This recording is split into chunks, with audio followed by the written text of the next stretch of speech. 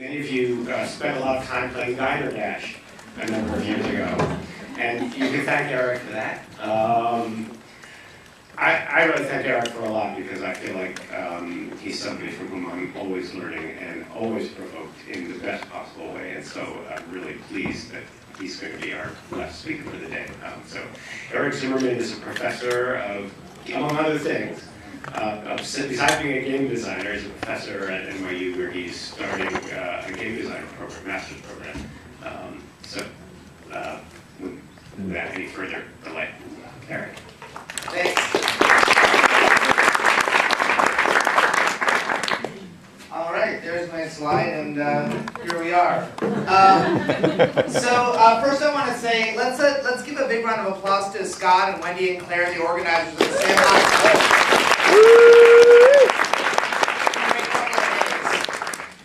And one of the most amazing things about this gathering is just that it's probably one of the most diverse groups of people that come together at some event like this. So I'm just curious to see, we haven't done the who's from so-and-so yet, have we? No, can we have the lights up just for a second? So who here is, would you say primarily, if we could have the house lights up, who among you would say is primarily, I think they heard me. Thank you very much. Who here is primarily an educator? What you mostly do is teach. Okay. How many people here are primarily designers, developers? Are you the only teacher in the room? Yeah, there are a few. Oh, raise your hand higher.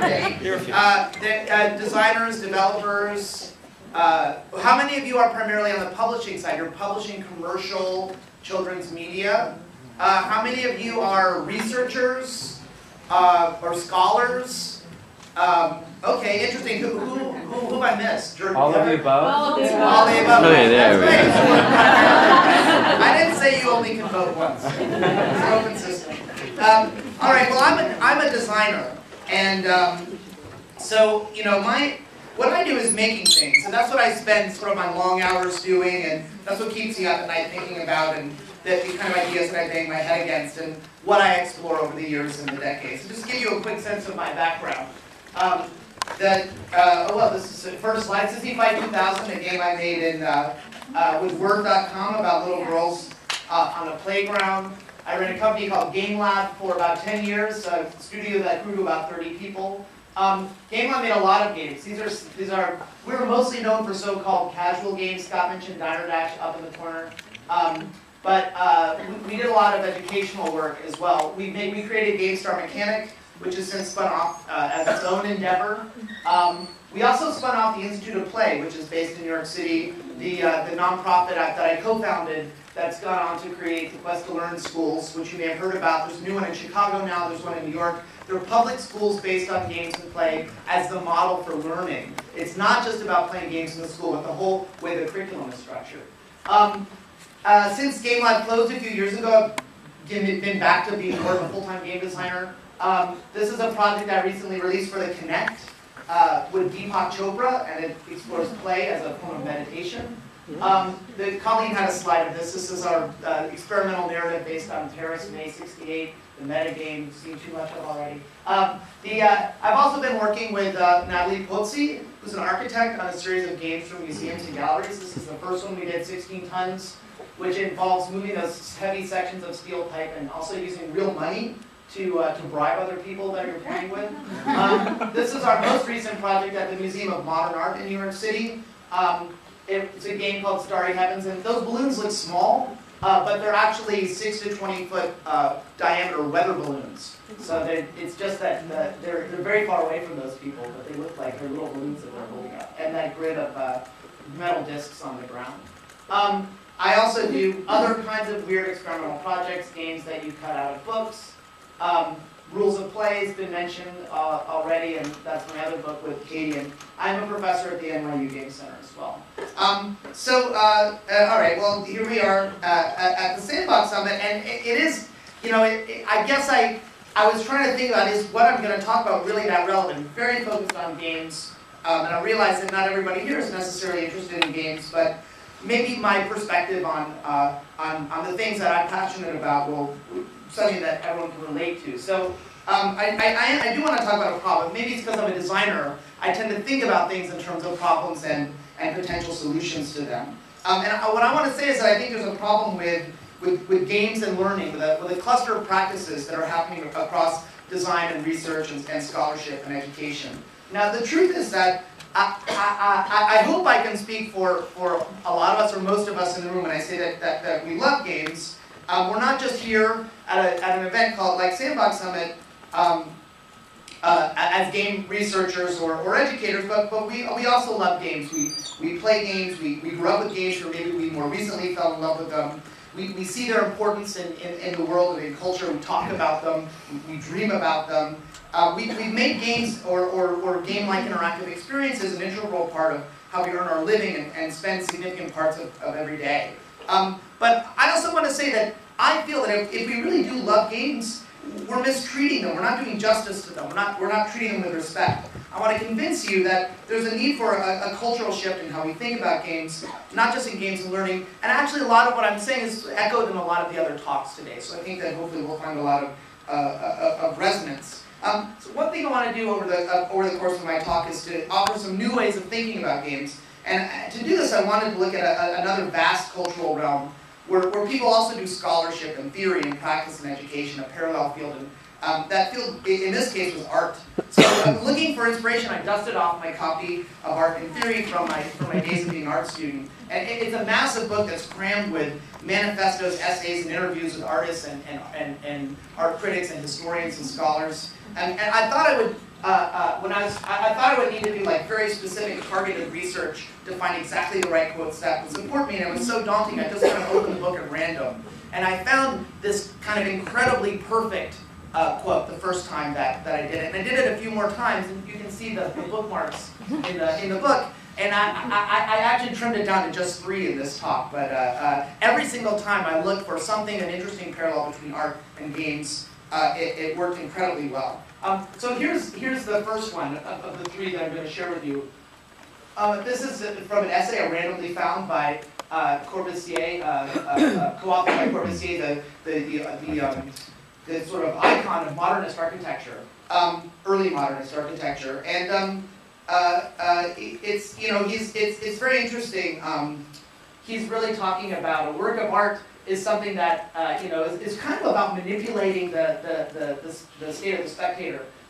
He's talking about pleasure, which I actually think is something that we don't talk enough about in games and understanding games, especially from my point of view, from game design theory and practice. Now, the kind of trick that I want to do is if I highlight the words here, which have to do with art, work of art and spectator and art, and I replace them with game, then it allows us to kind of read this in a different way.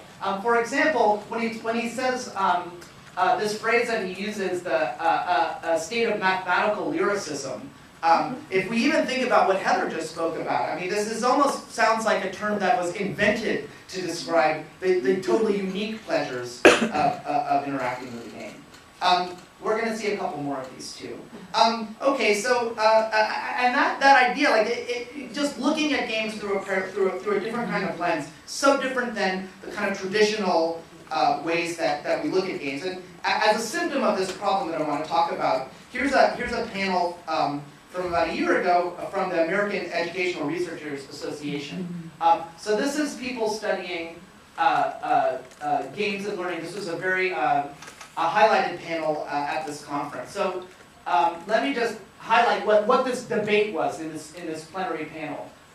The debate was whether computer games are a useful medium for student learning, or if we can kind of get that done more effectively and economically by other means. And I did not attend this conference, but I did talk to people that attended it, and I did read transcripts from the conference. And from what I read and what I heard about it, it was everything that you might imagine. That this debate really focused on games as carriers of information, about whether games can translate content, whether they're as efficient as other means of doing so. And so this is how top researchers in the field of games and learning are representing games and discussing games to each other, and also to the larger field of educational research. And I want to say that this is a problem. So as I said, we love games, But you know, as game lovers, how do we treat the objects of our affection? If we think about how games and learning might relate to games more broadly. For example, if we were book lovers, and I think in this case, many of us in the room are, myself included, but if we were really passionate about books and learning, dedicating our career to books, would we spend time trying to prove how great books are, or how educational books are as engaging as non-educational books, whatever that might mean? Would we advocate for book-based learning or better and more educational books? Would we spend our time trying to figure out the formula for the better and most effective book, or be actively trying to bookify the world? The whole idea of educational books to me feels just strange. I mean, there are some educational books, explicitly educational books and textbooks and reference books, but they're really just a sliver of how books can impact and direct and engage learning. So most of us studying books and learning, or books and education, would be less concerned about building the perfect book, and more concerned about how books can be part of a larger educational process. Now, I think this is especially interesting given that the sort of the talk about ebooks and interactive media, because when we think about the way that books work in schools, for example, I think that we should think about the way media works in schools. In other words, books are not vehicles for injecting content into a student. They're just part of learning. They're part of being an educated person, a literate person, a good person. They're something which exists and is deployed within these larger systems, social systems and institutional systems of schools and classrooms. You know, we don't study exactly how you get information out of a book. Instead, we study and strategize how books are best deployed in a wide variety of educational contexts. To me, that's closer to asking more sophisticated questions about what education is. And just to put this another way, I think that we need to stop looking for the proof that games teach. And I want to say it just isn't there. That games can be part of good teaching like anything else, but there's been a tremendous amount of research focused on proving that this transfer question, that a game or a book or a film can get you the information that you need, that after you interact with it, you can answer questions, standardized questions, as Colleen said about it. And just proving that a game or a book or a film or what have you improves some narrow cognitive skill in a highly particular context doesn't really prove anything. To get to that proof, you have to narrow down the complex process of learning so that your model of a player or a game or of learning itself becomes some primitivized icon of actual human experience. So, you know, Eric Klopfer was in the audience and is giving a workshop later today. Spoke about this at GLS. It was a theme. There's a sort of a rising tide against this idea of questioning this. Oh, I just hit a. Questioning this notion of the fact that, did I hit a button on here? Is that what happened? Yeah, we're getting you first aid right now. Thank you. Then questioning this idea that I've been shut down. I've said too much. Questioning this idea that we should be looking for proof, or that it's so easy to kind of instrumentalize games that way. And we are in danger of instrumentalizing games and turning something rich and complex and ineffable into a blunt tool for a narrow and utilitarian purpose. And I want to ask that we stop strip mining the games that we love in order to harness them for potentially dubious ends. Let me inject a case study here. This is a sort of a cautionary tale. Now, I was hired, and about a year ago, I was working for a building-sized game based on the U.S. Senate, actually for a library, the Edward Kennedy Memorial, that's also a Senate memorial, that's going to be next to the Kennedy Library, actually right here outside Boston. I was working with a couple of other designers, and we had made this game where players became senators in a particular historical period for an hour and voted on issues, trading influence. These are just images from the paper prototypes that we were using on these. It was designed for 100 players. I think we got up to about 30 or 40 players in our playtests. You debated issues in a kind of a theater-style card game of point and counterpoint of these cards that you were collecting. And the experience emerged out of socializing and really belonging to committees and horse trading votes to try and get things accomplished that you wanted, some of which were your own personal goals and some of which were larger goals related to your party. But those things were often at odds with each other, which is exactly what the game was about. So we started with a game which was inspired by its subject matter and developed for a particular audience and context, which included a lot of technology. This whole building was going to be totally wired. We were looking into everybody having their own potential tablet device. So there's a lot of technology in the context. And it was an amazing situation, this game situation, to understand the process of the Senate. And as we made the game, we began to see how it could be educational, how it could be deployed with players. And it was a beautiful design, a really elegant design emerging out of this process.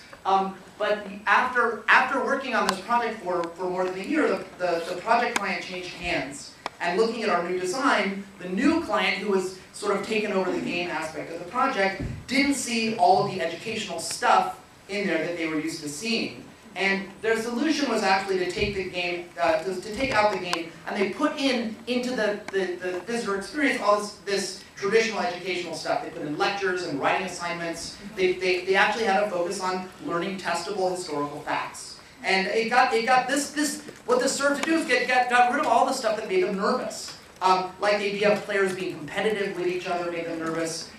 Making the suggestion that the Senate might actually be about horse trading votes, which it really is. And we were actually basing those paper scorecards on actual cards that senators use to, in a very game-like way, keep track of how many votes are happening for a particular bill or a particular aspect of legislation.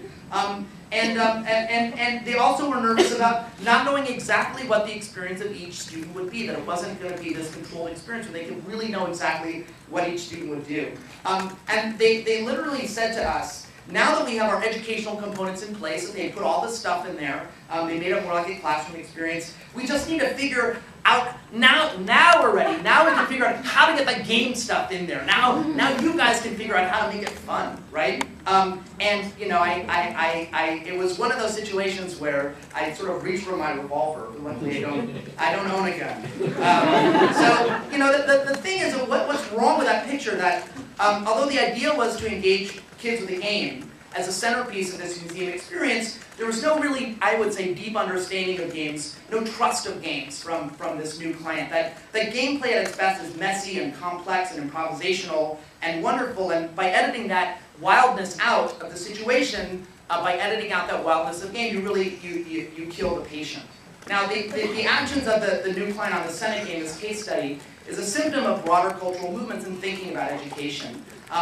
And so the good and bad about games and learning that I'm talking about is taking place in the context of a shift in public policy towards testing. Now, maybe this huge cruise ship is actually starting to turn, but you know, people like Jim G have ranted for years and years. James Paul G, if you don't know, one of the great scholars on games and learning, is that standardized testing and it's just dominance of education now is really dragging education back to the 19th century. And I think that the dangers, like games in a way, are sort of the cultural form of testing. I mean, any quiz is sort of already a game, right? It's already a sort of a contest with a quantifiable outcome. You get a score like when you play Pac-Man, when you take a quiz or take a test. So the ability for games to fulfill the quantification dreams of testers is dangerous, which brings us to gamification. And in this context that I'm talking about, of a shift towards testing, gamification, using the superficial aspects of games like points and levels in order to better engage and manipulate an audience, to me, it is disturbing and dangerous. It's essentially a marketing approach that instrumentalizes games. Now, I as someone who's worked in the commercial game industry, I'm not, I don't mean to tar marketing itself with this brush, and I think we've seen some amazing examples of incredibly, let's say, culturally smart approaches to marketing here at the Sandbox Summit. But what I hope we don't see is some kind of strange unholy alliance between marketing and learning researchers and people interested in gamification. And the real danger is that the gamified model of what it means to be human is severely impoverished, right? Any cultural form implies, I think, or any approach to a cultural form implies a model of what it means to be human. And this kind of behaviorist model is really what gamification is about, especially when you've really worked in the belly of the beast, as I have for a while, working in so-called social games, games for Facebook and that kind of thing. And my question again is this really is this really what we want for games? Because whether we oppose or support gamification, the truth is that I believe games are going to happen. Games are going to be huge. They're going to be, in my opinion, the most important cultural form of the next 100 years, no matter what we do, no matter what the kind of enlightened, critical thinking people in this room do. So the danger in my mind is that we miss out, right? All of us, educators and researchers and commercial publishers, people that really care about games in a deep way, or care about children and learning and development in a deep way, are going to miss out, that we're going to follow, not lead, what happens with games. When in fact, the opportunity exists for the people in this room to create new paradigms for being educated, for being literate, for being cultured, or even thinking about Heather's talk, really for being human for the next 100 years. And I'm really not exaggerating. I hope to convince you of this. But first, our second break for art comes from Alfred Barr, who was the first, I believe, the first curator at the Museum of Modem Art.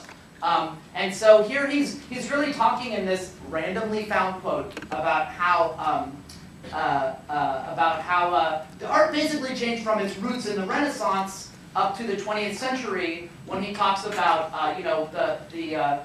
what happened to pictorial space, and that artists became less concerned with looking at the surface world, and more into looking at painting as a medium itself. Now, if you replace on the top game developers, just shifting the time scale a little bit. So game developers in the late 20th century versus game developers in the early 21st century, it's pretty amazing to think that, yeah, okay, in the late 20th century, we really had become obsessed with 3D graphics dominating games and driving the game industry, the meticulous observances of external detail, of sciences to look at perspective, foreshortening, anatomy, movement, and relief. Yeah, that's kind of where money was spent in the commercial game industry. But here in the 21st century, with the rise of experimental games and indie games, if you think about things like Jonathan Blow's Braid, or even more experimental kind of punk rock game designers like Cactus, that they're really going board with rendering facts, right? That these small indie experimental games are less concerned with that. So are we really, is it? And again, what I want to ask is it's interesting for me to try and look at games through a different lens and say, are we really looking at games as systems of representation in this way, or are we just kind of coasting along and not questioning what we're doing? So to appreciate what's at stake, I really want to appreciate the incredible relevance of games at the time that we're in. Now, many people have made this point today, and so I think I can not spend too much time on this, but what I call it the ludic century, right? This idea that the 21st century is going to be a century which is really focused on play and games as a dominant cultural form. That games are going to be the defining cultural form of the next 100 years. So what do I mean by that? Well, thinking in terms of big epics, if the 20th century saw the industrial age replaced by information revolution, I want to argue that the information revolution has been put at play, so to speak, and ludic being from the Latin word for play. The information age has been put at play. That in the 20th century was the age of information. The moving image was a kind of dominant paradigm for art, entertainment, leisure, the carrier of cultural narratives from the news and history to storytelling and personal expression. But the 21st century is really going to have games at its center, or something like games, right? Things that are interactive, participatory, social, things where it's less about receiving information. And again, I don't mean to say that other cultural forms aren't important. I'm obviously making the worst kind of gross generalizations here. Music and theater and literature and all these other cultural forms are important and continue to be. But I'm making very large generalizations about what I feel were some sort of large cultural trends. This argument about the ludic century is really an argument about literacy. In other words, about the skills necessary to be successful in the coming century. Literacy is about making and understanding meaning, right? The fact that I can put in this case, type words into a computer and put them up on a screen. That process of me making meaning and you seeing it and understanding it, that's literacy in the traditional sense of literacy. About making and understanding meaning. Literacy, study of literacy has expanded from its classical roots in oral and written literacy to include technological literacy and visual literacy. My argument is that there's a new cluster of literacies that I want to call gaming literacy. Many of the speakers have have touched on this about how things are changing, the kind of skills that people are acquiring or need to acquire in order to be successful and to be literate.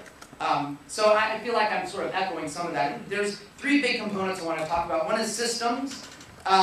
You know, and Heather was asked about the kind of cause and effect of where systems come from. I think that, you know, I think they're both cause and effect, but if you do want to look at a cause, I think that the rise of digital technologies, in a lot of ways, that's permeated so many aspects of our lives, from the way that we work and learn, the way that we socialize and romance and flirt online, the way that we conduct our finances, the way that we connect with our governments. So many aspects of our lives are deeply, deeply connected with networks of information, right? And so being literate, right, being able to make meaning and communicate and live our lives in industrialized countries really is deeply intertwined with systems. Now the thing about games is that games are the cultural form of systems. Now every cultural form can be thought of as a system. A poem is a system, a building is a system, a piece of music is a system, but I would say that the games have a special relationship with systemicity. If I think I can get up word. To play a game is to tinker with the inputs and outputs of a system. As you play a game, it's a SimCity, you know, SimCity 2000, I believe. What happens if I do this? You know, what happens if I do that? A game is like a miniature laboratory for learning about systems and how they work. Now, as Heather said very directly, you know, this idea of ludic centuries is more than just being about systems. It's also about play. So you can't just explain a game through its rules, and you can't. Did I kick something now? Yes. All right. My time is up. I just plugged it back in, so maybe it'll reboot itself. Meanwhile, ooh, hold on. Yay, it's back. It's back. Oh, it is. I just need to pay attention to pay no attention to it. I feel like I'm doing something naughty to the screen. All right. Keep them laughing. It makes them forget how messed up this talk is. All right, so we're talking about play. Very nice. Okay. Well, I don't know what I did to deserve applause here, but I'm back. You came back. All right, I'm back. Yeah. So play is a human element of a system, right? We decide to accept rules, which are these kind of, as Heather alluded to, these kind of more rational, scientific ways of understanding a game. But play is the human element of a system where we really. Oh, I've dropped my mic. I'm falling apart before your eyes. Sorry about that. Okay, now you can hear me again. My voice is echoing my own head. You know,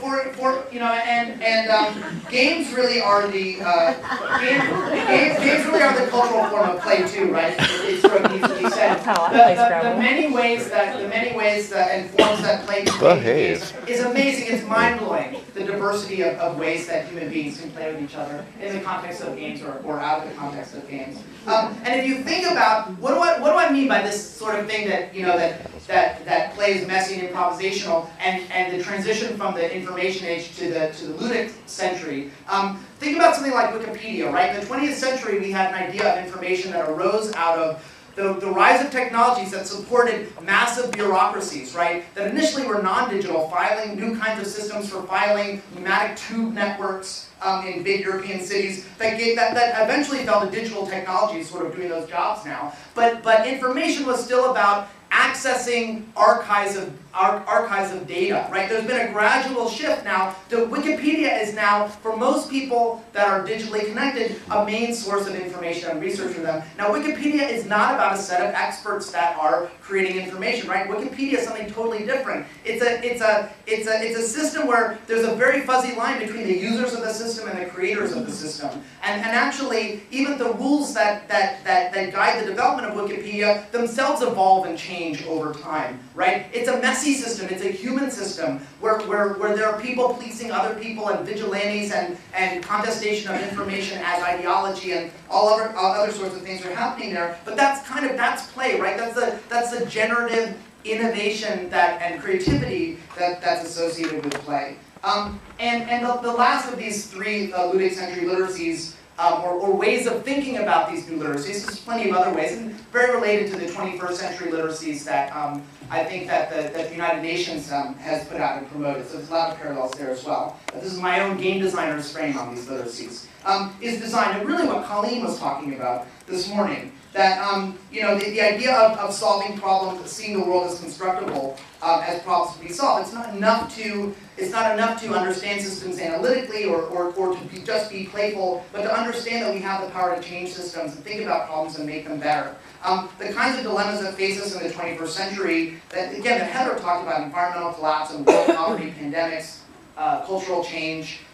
These are systemic problems that really need to be understood as a complex set of interacting elements. And we need to think innovatively and playfully about them and see them as systems that we can change and redesign and make better. So these are the components of what I call gaming literacies. I'm not saying that in the future everything is going to be a game, or that even that games are a necessary part of these literacies, but I do think that this is one way of looking at this new cluster of literacies that people will need in order to be literate and successful in the future. And I think, to my relief, a lot of the actual research, this is all just sort of my theorizing as a game designer, but I think a lot of the marketing-oriented talks very much tie into this in terms of the kinds of ways that people are interacting with each other with technology. And it's a relief to see that actual real research doesn't contradict my pure kind of oanistic suppositions. So the games are the cultural form, in my opinion, that best helps engender these literacies. That games really, in a lot of ways, are the cultural form of systems in play and design, and the opportunity that we have to use games to help shape the future of education is profoundly important. So let's see. I'm going to skip ahead a little bit so that we have a little bit of time for Q&A. Games are just powerful contexts for learning. Any time the games are math and technology that pivots into psychology and emotion and storytelling and aesthetics, into interpersonal interaction and social dynamics, and they're these incredibly rich and dynamic and layered contexts. If you agree with this, the idea of instrumentalizing games as vehicles for injecting content again seems so misguided. That kind of thinking is just less and less relevant as our century moves forward. It's like teaching typesetting to graphic designers.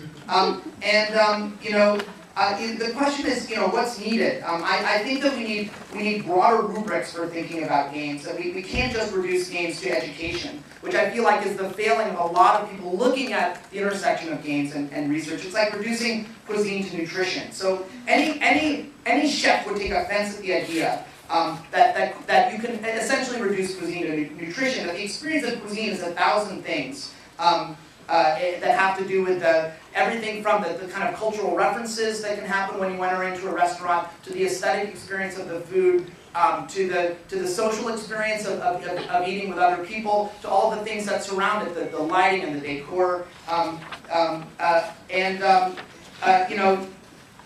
you can say, of course, that what educators and learning researchers do, that they have to restrict the domain of how they consider games. But if we think about food and cuisine and all the ways that dining and learning to cook and studying food and food cultures can be tied to learning, would we really want to say that food must be thought of only in a nutritive sense? And what I want to say is that if the problem is the reduction of games to information or to proof or to gamification, then the solution is the opposite. The solution is to expand our ideas of what games can be. And I think if we think deeply about games and how games can help us learn, we need to do the opposite of reduction. We see games in all their grandeur. We need big new ideas of thinking at and looking at games, big inclusive games, ideas for looking at games in broader terms. And I think the good news is that there's not just one correct big idea. There are many correct, exciting ways to look at games in new ways. And maybe I'm touching on a few of them here in my talk. Let me By the way, do I have until 12:45 or until 1? Well, if we want to do Q&A, let's do 12:50. 12:50, okay. So, let me, I'll skip to this thing of design literalism. I think you guys get the idea. It's really, just looking at some of the problems that we have with often when we look at educational games, they're incredibly literal, right? And my main point is that if you want to make a game that I was involved with the PBS funded project many years ago. So I'm sure that all the people that in the room that are at PBS now probably didn't work there then. But what ended up happening was it was about keeping at-risk kids in school. So a bunch of people got together and brainstormed, and the end result was a game that simulated a virtual high school where kids had to stay in that virtual high school and you were rewarded for staying in high school. And there's a strange literalism that we often have when we think about games and learning, that games need to directly simulate their subject matter.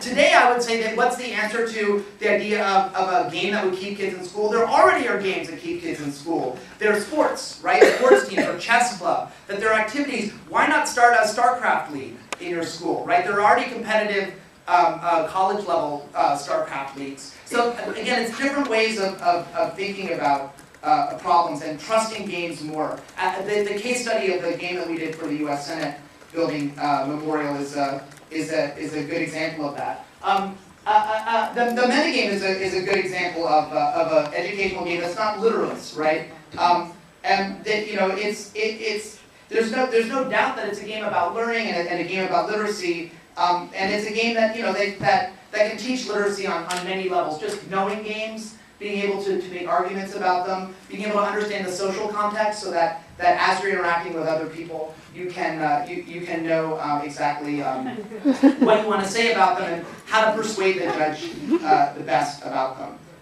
So let's take a look at our final example of games and art.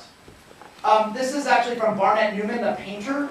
And I also thought what was interesting about this randomly found book was that he really talks about, he's not really talking about, he's talking about his process, right? What it means to, in this case, to be a game designer. He says he never worked from sketches, never planned a painting, never thought out a painting. So I've never worked as a game designer from a design document, never planned a game, never thought out a game. I think, are we really thinking enough about games as a creative form? As something that people create, about the creative process of making games, as opposed to instrumentalizing them. The big way that I want to end with in talking about games in an expanded way and offering new ways of framing them is really thinking about games as an aesthetic object. Rather than thinking them as learning vehicles to transmit information, or even deeper cognitive skills or social learning, is thinking of them as cultural objects of works of beauty. Now, this doesn't mean I'm trying to lift games away from being context for learning. It's really just the opposite. I feel like I'm trying to rescue them. The metagame was inspired a lot by an idea of looking at and talking about art, which is an idea from education, art education, as a matter of fact. And it's actually an approach championed by my parents, who are retired professors of art education, Edith Zimmerman and Gilbert Clark. And I actually grew up in a house of art educators. So for me, thinking about games as aesthetic objects is actually deeply connected to thinking about games and learning. And again, I want to say this is a shift, right? Thinking about games as aesthetic objects is a shift. Art educators don't spend their time making art for learning, right? They don't focus on making more effective artworks. They're not concerned with educational art, even if there is such a thing, right? They might do rigorous research and even testing, but they don't try and measure the information that flows from an artwork into a person, right? Even saying that out loud just makes it sound incredibly bizarre. So what is it that art educators do? What does it mean to consider games as aesthetic objects? I want to give you a couple of examples that when I mentioned this, I was talking about this to my mother. She inundated me with suggestions and articles and books. Here's one of the art educators that she mentioned, Brent Wilson, who is a Penn State professor emeritus, and he looks at art education and visual culture and pop culture and children's development. He has this idea of living in a virtual world. a visual culture? How do we live in these worlds? So that's an idea that's very much a game-like question. He's asking deep questions, a series of questions about how we live in these art worlds and these virtual worlds. Do we use them as ways to know our values, our futures, and ourselves? Do they enrich our lives through joy and pleasure? He talks about the fact that artworks always exist in larger contexts, and they really become ways to better know ourselves. He's asking really big questions. He acknowledges that art is artificial, that they're creating artificial worlds, but also they're in this world and of this world. And the goal of art education seems to be engendering critical and productive participation. So my question is really, what I've learned from art education is that it's potentially possible to deal with amazing visual media and cultural forms, but not instrumentalize them, to integrate them into an educational context without seeing them as transmitters of information, right? Not as in our case, not as art educators, but game educators. Now these images are from the work of Edward Burnitsky, a photographer who's become known for his massive photographs of industrial landscapes. There's a wonderful documentary about his work, Manufactured Landscapes. This is a clean factory in China where they're manufacturing, I think, computer hardware. And this beautiful Red River, which is actually a river of industrial sludge. And these, by the way, these photographs are massive. They're monumental. I think they're something like 6 or 8 feet across. So when you view them in a museum, they really confront you very directly. Now, it's wonderful to see how Edward Burnitsky talks about his work. He sees it as a sort of a kind of a world, something he wants viewers to enter. And if you look at he sort of paints a path for you that that there's beautiful aspects and that they become scary, a forbidden pleasure, and that they tie into more larger cultural desires and wants.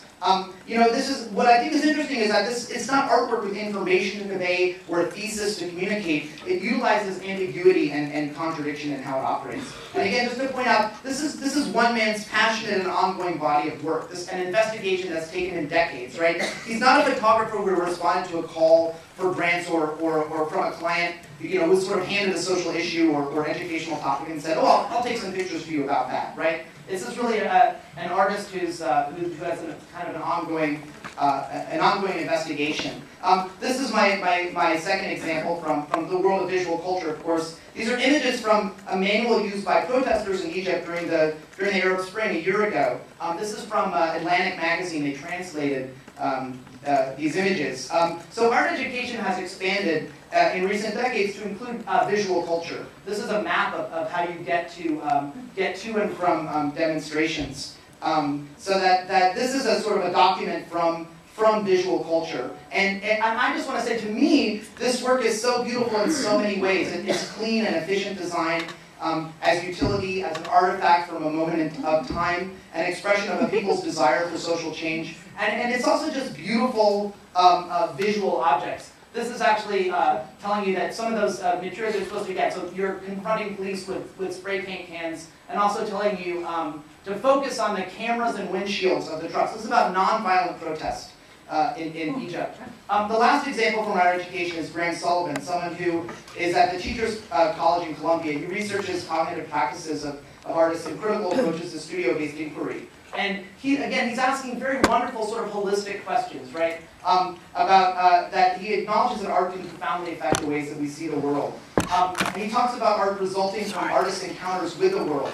Again, if you think about the handbook, the Egyptian protest handbook, he's not putting art on a pedestal. He's acknowledging that art is an investigation, and he's not instrumentalizing art, right? And I also love it how he also includes the art educator in his formulation, so that the educator also plays a key role in this whole process. Now, art ed has its own rearguard battles that it's fighting in a context that I mentioned of kind of testing and policy needs. I mean, art education is the first thing to get left behind when standardized testing has taken over. And art education has its own narrow-minded ideas of what learning is, and I'm sure we could find many examples of instrumentalization art in art education. And I know that the art education approaches that if you're from art ed, they're not rocket scientists, right? They're not rocket science, I should say. And they may be no great shakes to those of you who studied education. And in any case, art ed itself is kind of this old, musty discipline that doesn't even feel that contemporary, I think, to a lot of us here in technology. So if all of that is the case, why aren't we seeing these kind of more expansive ideas about what learning is, what education is in games and learning, right? Art ed really teaches me that we can do research on a cultural form and think about how it can teach how an aesthetic form can be an educational context, but without instrumentalizing it. This is a challenge really for all of us in the room, for researchers and scholars and designers, developers, publishers, and educators. Are we thinking about our work as profoundly as we could be? And what I want to point out is that we need to shift in how we think about games, from vehicles for learning to cultural aesthetic objects. Like I said, games to me are going to be the cultural form of our coming ludic century. They're going to forge ahead no matter what we do, and we can't miss the boat. Now, just to give you an example of missing the boat, Alan Kay, who's a hero of mine, a pioneering computer scientist who developed the graphic user interface and object-oriented programming. I'll probably hear at MIT if I critique Alan Kay. I'm going to be struck by lightning. But he really missed the boat. He was speaking at the Games for Change conference. He was talking about how games teach. And at the end of his talk, he mentioned Guitar Hero. He lamented sadly that game Guitar Hero is not about teaching music, but at least a few of the kids are getting interested in learning how to play rock and roll guitar as a result. And when I heard him say that, I said, wait, hold on a second. Teaching rock and roll guitar is good? We all assume that it's good? Only maybe 50 years ago, the idea of teaching rock and roll guitar was seen as downright satanic and responsible for the sort of sexual perversity and decline of civilization. But Alan Kay now today takes it for granted that playing music and studying music and making music is good. It's just part of being human. But playing a game, clearly a waste of time. Game designer Frank Lantz has commented that in 50 years, there's going to be some other cultural form that crazy kids are doing that will be seen as lamentable and a waste of time. And people will say, it's really a shame, but at least a few of them are getting interested in playing video games. Alan Kay never questions the idea that music is part of being human. Games are part of being human too, like telling stories or making images. Play is an essential part of who we are as humans. And that's my point. I want to break the cycle. Let's get out of this rut early. Let's not be the ones to instrumentalize games. So this may have been a rant, but it's really not negative speech. It's meant to be a positive one. We have an opportunity here, an opportunity to define games and rethink what learning is in this century that we're in. It's not enough that we finally have government grants and recognition. We need to stop being so grateful to the people that are funding this. We need to stop dancing their dance of superficial proof and shallow thinking. We need to be smarter than them. We need to educate them. It's time for us to stop being cheerleaders and be critical and dissatisfied with our own work, with games, with each other. Loving books shouldn't make you a cheerleader for books. It should make you a snob. It should make you like books less. It should make you hate more books, right? More of the crap that's out there. We need to be game snobs, right, in our own field. Like the kids that we're making games for. They're incredible snobs about what is and isn't a good game. Why make games that no one is ever going to want to play? It's not enough that the White House funded games about obesity. We need to be honest and tell the White House that this kind of literal-minded throwback to obesity games is not a victory, right? It's sort of dragging us backwards. Educational games doesn't have to mean the textbooks and instructional videos of games. It can mean the critical paradigm for looking at games. That this way of understanding and understanding the relevance of this beautiful aesthetic form that we all love. So people working in games, not just learning in games, they're desperate for new paradigms. It's a recognized crisis in everything from game design and development to games journalism. People don't know how to write about games or think about games or understand what games are and what they can be. I feel that the people in this room that are looking at the intersection of learning and youth and technology and media, we can be the people in this room to help define and expand the cultural form of this next century. Just to finish up with some suggestions, we need to stop looking for the proof that games teach. Let's reject the instrumentalization of games, expand our concepts of learning, not reduce games to carriers of information. From designers or anyone else, let's be wary of design literalism. Let's appreciate what's at stake in the coming centuries. Think as big as we can. Think expansively, not reductively. Let's consider games as aesthetic objects, shoulder to shoulder with film and television, music and literature, and other things that help us be human. Let's embrace models that really challenge us to think in those ways, like art education. Let's not be complacent. Let's be a snob and celebrate our love for games that way. Challenge and educate each other and be playful. Finally, I just want to end with an anecdote. I recently met Andrew Hiskins, he's leading what he called the learning services at the State Library of Victoria in Australia. He's doing interesting, innovative work, and he told me that in one recent workshop, it was about how students could teach the teachers. He met with children, was trying to get them to help him understand how the students could better teach the teachers about technology, about games, about their lives and their needs. And at first the students really had trouble wrapping their heads around this usual inversion of what they were supposed to be doing. But eventually they started getting it, and then they took to it. They started overflowing with recommendations and strategies. And as Andrew put it, one of the students told him, okay, we understand you now. We think it could be possible to teach the teachers, but first, they really have to want to learn. Thank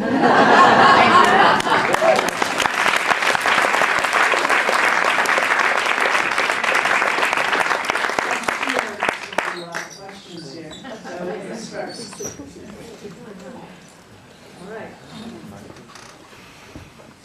So, simply that everybody knows, in this room at least, that games teach. Yes. Teach many things. Yes. A lot of my talking is preaching to the choir. But we want to build some systems or games that have a goal. That say, I like this, I think that this type of game could teach this thing. And without pulling out that test that says, okay, prove it. You know, that's what kinds of constructs can you get out of that to say, okay, I made this for a purpose. How do I know that I'm getting the results of the purpose of this game without saying, where did Reggie find the dog? Right. I think you're getting it right to the heart of the question of assessment, right? How can we prove that games can teach? And I guess there's a couple answers to that. One way is that we need to totally rethink what assessment is, right? That our current models of assessment. Now, as Heather said, I don't know anything, so I'm speaking out of my depth. But from talking to my colleagues who study games and learning and assessment specifically, most assessment today is focused on very low-level thinking skills and higher-level things that have to do with creativity and innovation, and the kinds of ludic-centric literacies are much harder to test and assess. And Eric Klopfer, if you're in the room, maybe you can address that. But a lot of the traditional ideas about assessment are kind of being debunked. That it's about locating two variables within a sort of a field of infinite complexity, right? Of all the things that could affect them. So maybe the whole idea of the standardized testing and assessment being so prominent in learning needs to be diminished. Maybe there can be other paradigms that have to do with less quantitative and more qualitative assessment, or maybe, as Jim G says, it really has to do with the whole structure of education, the physical structures of schools, the institutional structures, the curricular structures, and we're really talking about a need for a more wholesale revolution of an education system. Now that doesn't help you as a developer or a publisher who's trying to figure out how do I make a game that teaches this thing. Well, I would say one way to start is think about what games are good at. And as Colleen said this morning, I don't think games are necessarily good at imparting information. They're not best at that. I think there are other media that are actually quite good at that in context. What we were doing with the Senate game was not about having people learn historical facts. This happened on this date and this happened on that date. We were trying to get them to see how the Senate worked as a process. So part of it is saying, what is the systemic aspect or playful aspect of my subject matter, and how can I harness that and put that into a game? Where all the problems with games, that people play them differently, that they're competitive, and unpredictable, but those become, as we say in software development, those become features instead of bugs. So I think part of it is also, that's the part about design literalism, right? That we don't have to think that we're simulating our subject matter, or that instead, what we had with the Senate game was a very abstract simulation. Actually every build was actually based on a historical moment, so it was in a historical context, but we were less concerned with that. We were more concerned with can we have kids really understand how government works? A worm's eye view of the kind of the negotiation and game-like aspects of the Senate. So I hope that answers your question a little bit.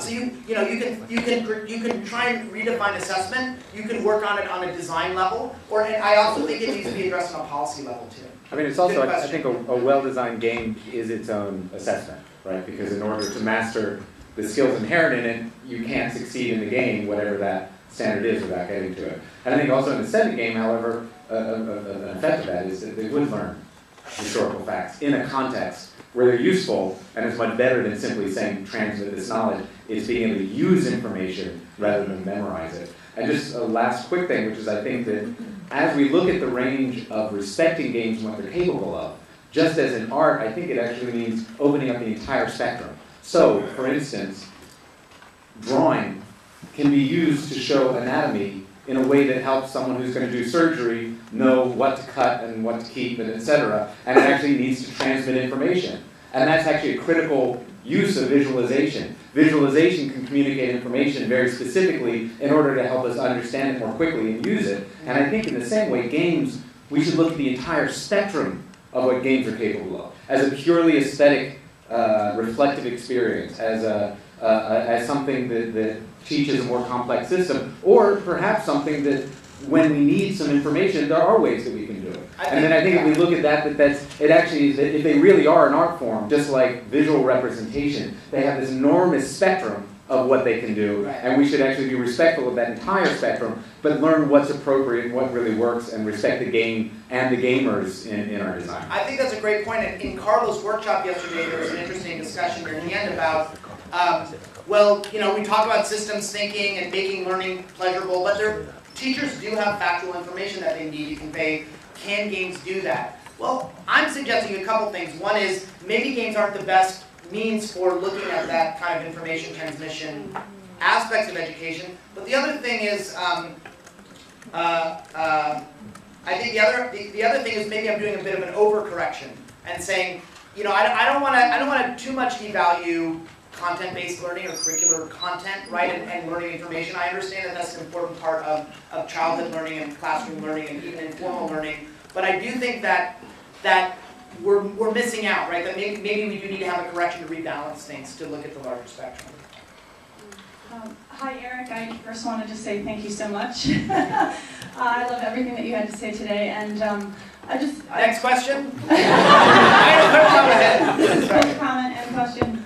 I think for all of us who are constantly thinking about how do we leverage what we know as playful, entertaining gameplay in a way that's meaningful for kids, and having been a former teacher and now on the other side a producer of content and a media company who has to sell the content, I think the greatest challenge for a lot of folks here is how to course correct what are meaningful skills for kids. So a lot of the businesses here need to teach ABCs and 1, 2, 3s because standardized tests and teachers and parents have these expectations. But when I was a kid, there was no technology. I was playing Mastermind and Stratego and Risk and all of these, and chess and checkers, all of these games that allowed me to develop my logic and my problem-solving skills and think innovatively about what strategy I was going to employ to finally beat my brother at the game.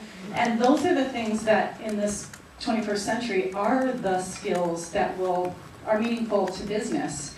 And how do we effectively transform what is considered high-valued skills both in the classroom and in our home lives with parents and set expectations in the consumer world around those higher order thinking skills, because that is what I completely agree with you. We're trying to force fit something into gaming that may not just be inherent in the value of playing a game.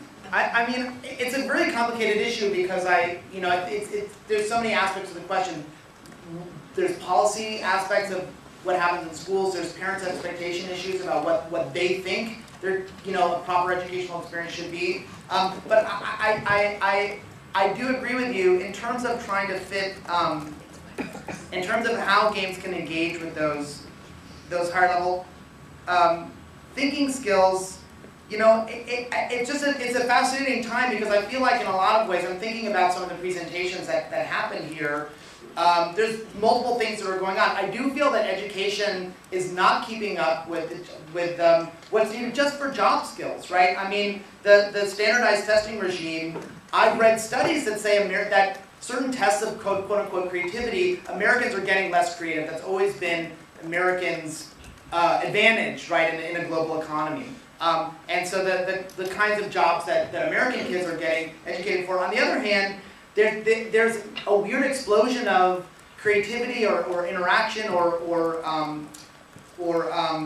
agency relative to media, right? And so in a lot of ways, maybe some of those things are happening. I mean, if games really are these wonderful contexts for teaching higher level skills, mostly kids are not playing educational games. Mostly they are playing commercial games for entertainment, right? So maybe part of it is doing what people like Kurt Squire have done and say, well, can we harness the great aspects of use at chess and Risk and other commercial games for educational ends? Is it a matter of reframing that? I also think it's changing as parents more and more are gamers, right? There's no longer a weird cultural divide.